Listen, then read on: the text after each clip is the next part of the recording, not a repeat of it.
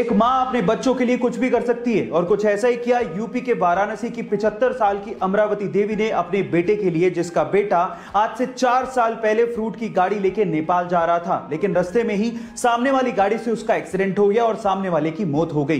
तब नेपाल पुलिस ने उस बेटे को पकड़ लिया, लेकिन बेटे का नेपाल पुलिस से यह कहना था कि एक्सीडेंट उसकी वजह से नहीं बल्कि पीछे से आने वाली गाड़ी की वजह से हुआ, लेकिन नेपाल पुलिस ने इसका यकीन नहीं किया और उसे जेल में डाल दिया।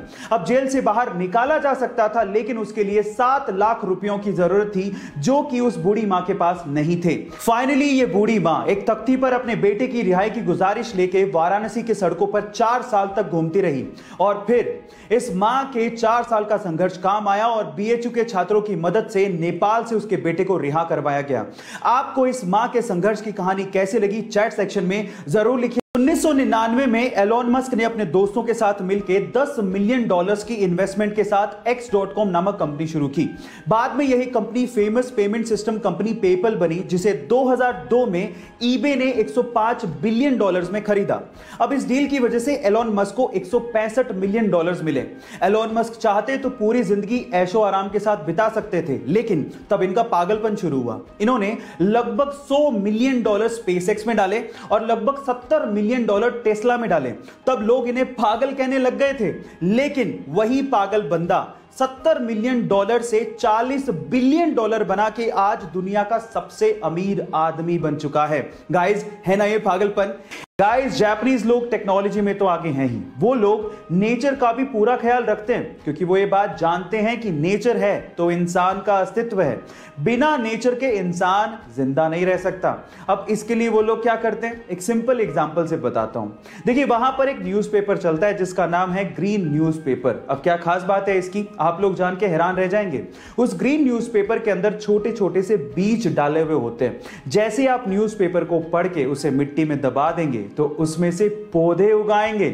ओह माय गॉड, है ना अमेजिंग। हमारी अर्थ का एकमात्र नेचुरल सैटेलाइट यानी कि प्राकृतिक उपग्रह है चंद्रमा। अब उसके बारे में एक इंटरेस्टिंग फैक्ट बताता हूं। आपका अभी इस वक्त जितना भी भार है उसका सिर्फ 1/6 भार ही आप लोगों को मून पे फील होगा। मतलब मान लो कि आप 60 किलो के हो तो उसका 1/6 यानी कि सिर्फ 10 किलो का भार ही आप लोगों को मून पे फील होगा, यानी कि आप अपने आप को हल्का महसूस करोगे। और यह होता है ग्रेविटेशन की कमी की वजह से। और अगर मान लो आपको अपना भार कम करना है तो जिम जाने की बजाय आप चंद्रमा पे चले जाओ, वो ज्यादा अच्छा है। Just kidding. ये आपको पता था या नहीं पता था, चैट सेक्शन में लिखना मत भूलिएगा। एक मोटरसाइकिल सवार रेलवे क्रॉसिंग के दौरान रेलवे के फाटक को देख ही नहीं पाता और वो सीधे जाके रेलवे फाटक से टकराता है और सीधे रेल की पटरियों पे गिर जाता है। वो इतनी बुरी तरह से घायल हो जाता है कि उससे खड़ा भी नहीं हो जा रहा था और सामने से ट्रेन आ रही थी। यह देखकर पास में खड़ा एक युवक भागता हुआ आता है और उसे रेल की पटरियों से खींचता है और उसकी बाइक को रेल की पटरियों से खींचता है और उसकी जान बचाता है।